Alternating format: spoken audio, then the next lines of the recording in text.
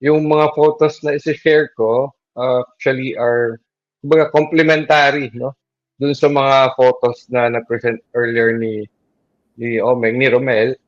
Um, Kasi from kung siya ay pumipitik doon sa may ground zero, ay in contrast, I usually shoot dun sa mga gilid-gilid.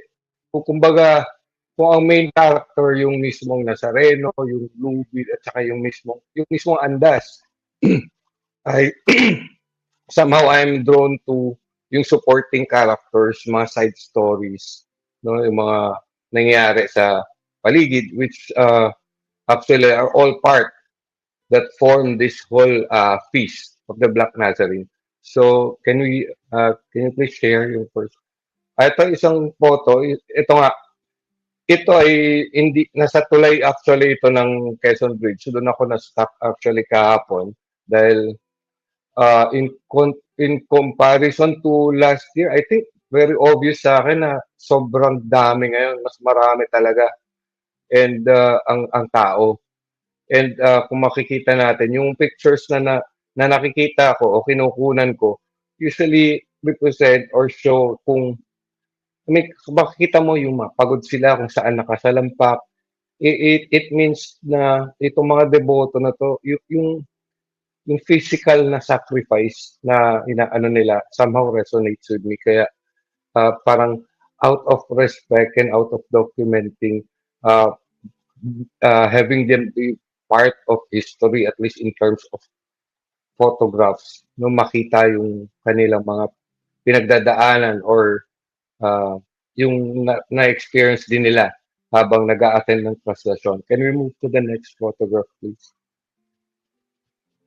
Ito, makikita natin talaga kung this one, just to give a background, itong sinasandalan nila, ito yung kumbaga yung board, yung, ano ba tawag doon? Yung island doon, nag-separate nung both directions sa bridge. So, ibig sabihin, dito sa isang side, mayroong mga deboto, sa kabila, nandun din yung iba. So, yung, yung paa, I mean, you can think of kung ano man ang ginagawa niya, but most likely, tulog din yon. So, mga nagpapahinga while waiting for the Andas to pass through, to pass by this part of the route, no? So, itong mga to, like, sobrang like previous night pa sila nandyan. So, again, itong mga pinagdadaanan nila to parang, ayun, as part nung sinasabi ko kanina na parang sakripisyo nila. Yung next one, please. And they all know the risk, no? And if we look at this photo, ito, na curious talaga ako dahil bata kasama talaga, no? Sinasama talaga ng mga magulang kahit mga anak nila. And I've seen like yung tipong mga sanggol talaga na as in like months old siguro, very tiny babies, babies who could hardly hold their back straight pa, mga ganun. So it shows na yung somehow yung devotees, inaano nila as early, sobrang maaga. So of course, wala pang siguro muwang itong mga bata, pero sinisimulan na nila. Ibig sabihin lang nun, kung tradisyon nila, kung namamanata talaga sila, gustong-gusto nilang maipasa, may hand down din or sa maagang edad, maintindihan na ng kanilang mga anak. Kung mapapansin nyo lang sa isang retrato na to, meron tayong pusa na bumulaga doon. Pero ito yung mga tipong pictures na karaniwang kinukunan namin mga street photographers, fellow street photographers know why or could see the significance of this photo, no? Um, at saka makikita rin natin na mayroong isang photographer dyan. No? So itong eksena, para bang sinasabi, ito lahat parte ng makikita mo, lahat parte ng buhay sa Palastasyon, lalong-lalo na dito sa area na to. Next photograph. Ito naman, ito at least to represent yung actual na ginagawa ng mga may sariling mga estatwa ng Nazareno. And this is part of the tradition na nagpapapunas ng kanilang mga, mostly, good morning towels, no?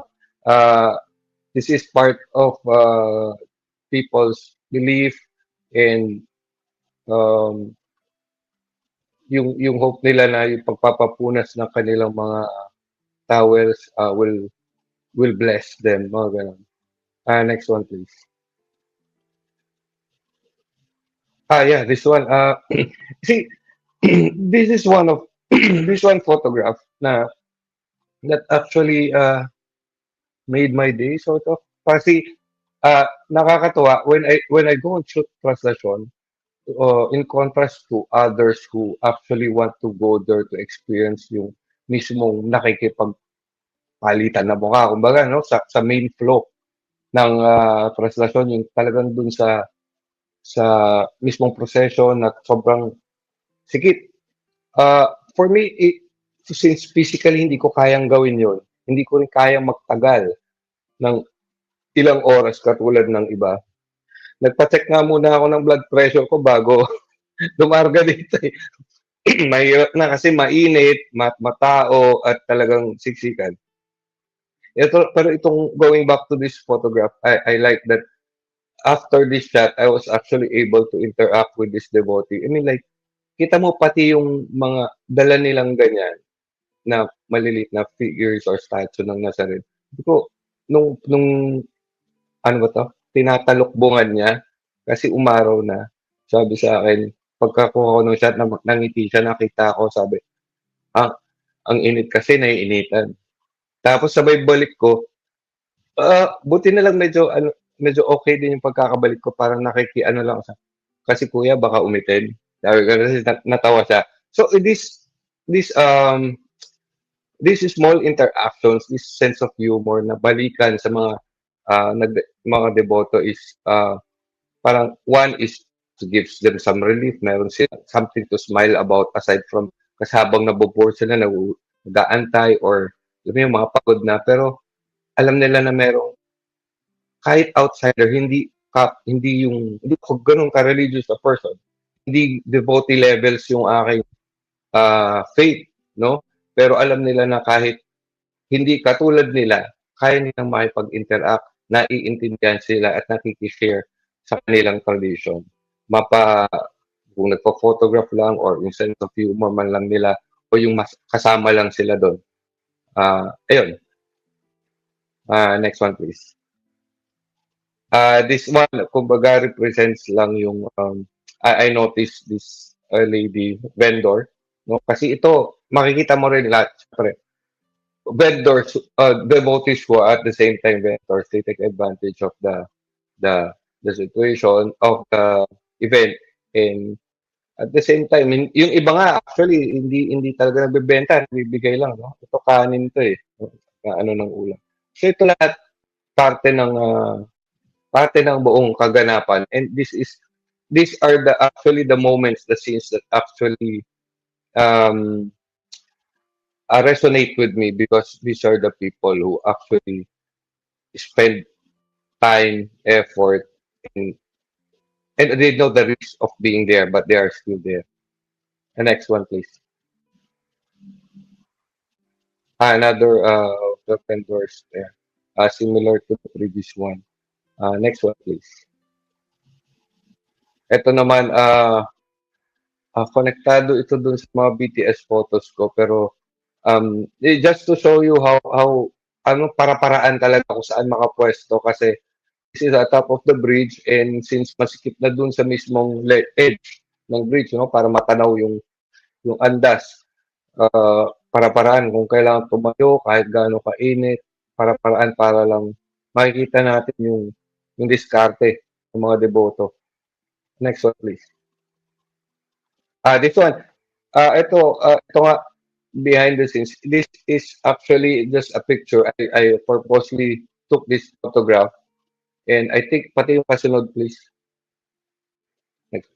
Yes, and another one. Okay, can you go back one photo, please? So ito, just to give you a background, yan yung part na yung binakuran, kumbaga, nung media persons natin, mga photojournalists, yung spot na yan. And usually, ayoko makipagsiksikan diyan din out of respect din sa kanila kasi as in hating gabi pa yata nandiyan sila, talagang pumesto na sila and they are waiting for hours for the andas to pass this one. So, uh, ayoko na makigulo at makisingit diyan. But ayun nga, kung makikita nyo, yung previous photographs na pinakita ko, these are actually up. Doon ako nakapwesto kung saan, yung mismo likod nito. Habang ang iba ay dito nag-aantay at lahat, napakaraming istorya sa mismong likod nito. Doon ako pumipitik dahil kung kahit doon sa mga litratong yun, doon sa mga taong nandun, doon nararamdaman ko kahit papaano yung parang ano na lang ako, yung nakikiramdam, kumbaga I feel vicariously yung kanilang experience at kahit sa ganung paraan man lang yung ma-feel ko na kahit papaano yung presence o yung halaga ng event na to. Next one please.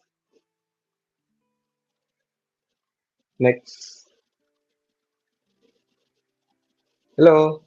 Next. Ayun, next pa. Next photo. Uh, Again, like I mentioned earlier, this is just to reiterate that there are actually scenes that happen behind all the waiting and everything that happens dun sa translasyon. Habang nag-aantay ang iba, napakaraming istorya, napakaraming karakter, napakaraming tao at eksena na makukunan mo sa likod ng o sa paligid, no, to represent what the event or the feast is all about. These are and mostly this is characterized or shown by the behaviors, the characters of the devotees and wherever they are seated, located, sleeping, and everything around there. Next one, please. This one, again, dun sa tulay yan. Dun lang ako mostly naglalagi. But this one, you won't even know maybe na from this photograph alone, hindi mo kaagad masasabi na sa translasyon ito nakunan unless you were there and unless you have an experience of actually being in this area. But bukod sa translasyon, no, this photograph for me actually represented more than the event and parang personal. Maraming kasi kung titingnan na parang struggle kasi to, no? And at the same time, if you part you partner this or you include this in a set of photographs sa translation talaga, makita mo rin yung it could also represent the struggle ng bawat deboto. Although, let me just reiterate, no, hindi lang naman, yeah, you can go to the next photo. Just to give our viewers also a little background on the translation. Translation is not only about sacrifice, it's not only about being a devotee.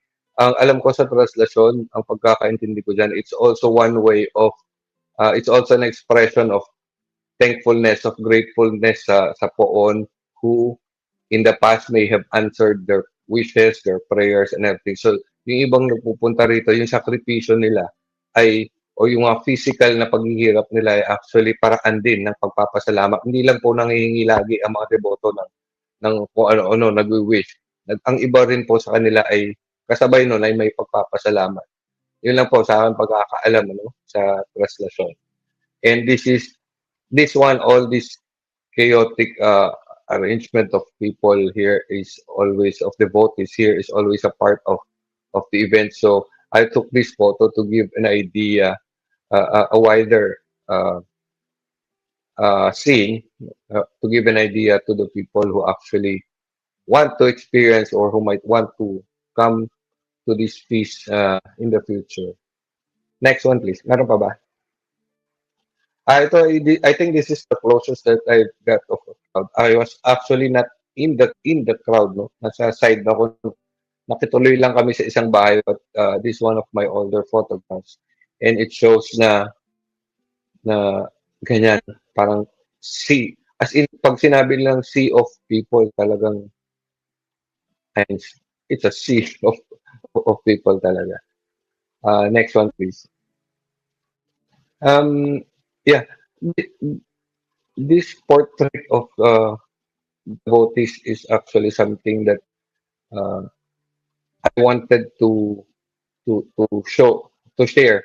Kasi kung titingnan natin yung, alam mo yung pagod, nasa mukha nila eh, di ba? Nasa mukha nila. I wanted to share this photo because especially to fellow street photographers who might be able to read into this. For an ordinary viewer, you might not read so much into this.